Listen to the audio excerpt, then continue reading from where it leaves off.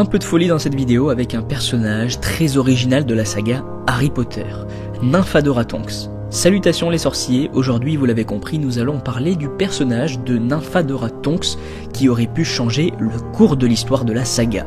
Commençons d'abord par mettre en contexte et faire une belle présentation de ce personnage qui est d'ailleurs très populaire auprès des Potterheads.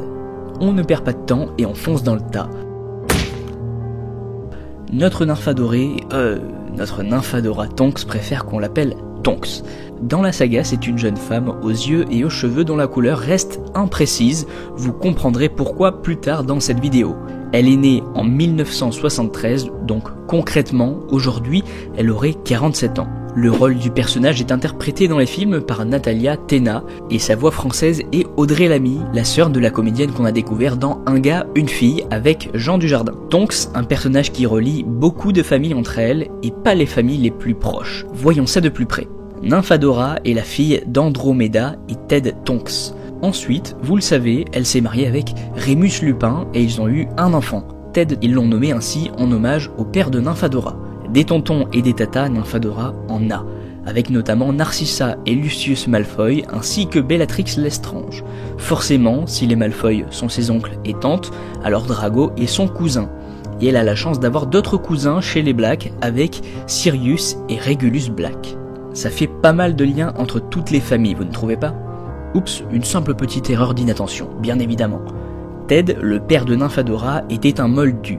Sa mère était une sang pure, ce qui fait de leur enfant forcément une sang mêlée. Dans son enfance, elle a étudié à Poudlard dans la maison Poufsouffle. Une scolarité qui lui a permis ensuite de devenir Aurore. Mais pour y parvenir, elle a dû passer les épreuves. Elle avoue avoir cartonné dans les épreuves de déguisement et de dissimulation et ce n'est pas étonnant quand on sait qu'elle est métamorphomage. On en parlera un peu plus tard dans cette vidéo. En revanche, elle a failli rater les épreuves de filature et tapinois parce qu'elle est maladroite la Nymphadora et elle est très gauche comme on dit chez les moldus. Et donc, elle casse souvent des objets en les faisant tomber. Nymphadora Tonks est une personne courageuse et a fait partie de l'ordre du Phénix.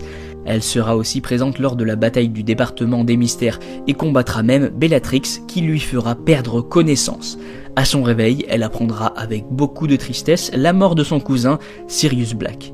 Et en plus de la mort de Sirius Black, Nymphadora entretient une relation difficile avec Remus Lupin qui se sent torturé et pense ne pas être celui qu'il faut pour Nymphadora à cause de ses transformations en loup-garou.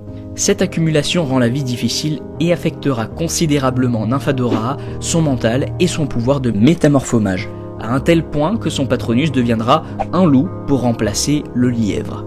Plus tard, Tonks aura une bonne discussion avec Remus sur leur relation et il acceptera enfin son amour et assumera aussi les différences d'âge que les deux personnages ont.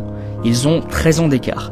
À partir de ce moment-là, Nymphadora a commencé à aller mieux et à retrouver toute la puissance de son pouvoir et sa joie de vivre. D'ailleurs, Tonks est une personne très agréable qui se fait facilement des amis et on comprend facilement pourquoi, puisqu'elle aime partager des moments avec eux et les faire rire, notamment grâce à son pouvoir de métamorphomage. Il faut aussi savoir que l'onomatopée Tonk signifie un objet en train de tomber. Ça correspond donc bien au personnage. Maladroite, elle fait constamment tomber des objets, il vaut mieux pour Remus qu'il n'ait pas d'objets précieux. Malgré sa maladresse, Remus Lupin a tout de même décidé de l'épouser lors d'une cérémonie sobre et en toute discrétion à leur image.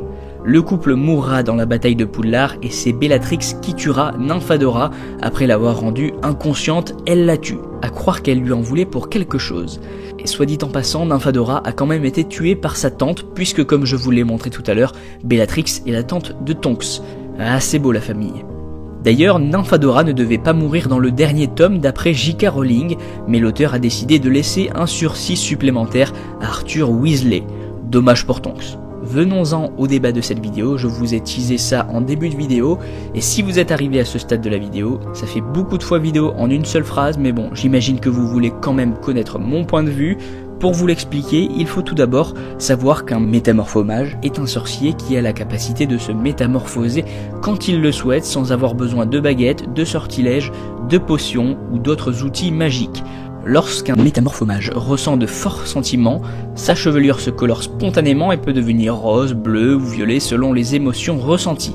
C'est pareil pour ses yeux. Ça y est, vous comprenez maintenant mieux pourquoi elle avait parfois les cheveux violets. Cette compétence ne peut pas s'apprendre, mais c'est un don de naissance. Nymphadora l'a donc transmis à son fils, Ted. Le métamorphomage peut aussi se transformer en la personne de son choix. Et c'est ce qui me fait réfléchir sur ce personnage. C'est que finalement, elle aurait pu avoir une place beaucoup plus importante dans l'histoire.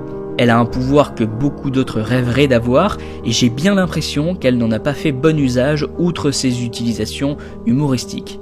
Tonks aurait finalement pu utiliser ce don pour faire pencher la balance lors de la bataille contre Voldemort, elle aurait pu s'infiltrer chez les Mange-Morts, ou même utiliser ce don de façon moins risquée pour aider Harry et tous ceux qui se sont battus pour vaincre les ténèbres. D'une façon ou d'une autre, je pense que ce don aurait pu avoir une place beaucoup plus importante dans l'histoire.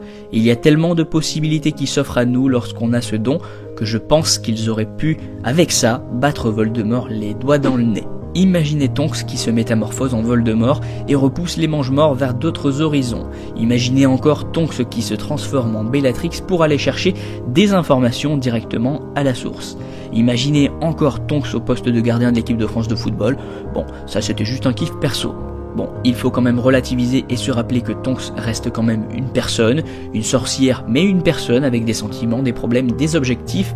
Elle a d'ailleurs vu ses capacités réduites lors de sa phase de dépression, comme expliqué précédemment dans la vidéo.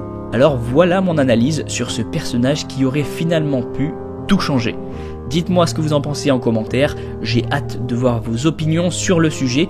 Si cette vidéo vous a plu, n'oubliez pas, abonnez-vous à la chaîne et activez la petite cloche et soutenez la chaîne en allant regarder quelques vidéos, ça se passe sur le lien Utip que vous trouverez en description, ça ne dure que quelques secondes. Et puis en attendant, je vous dis à très vite.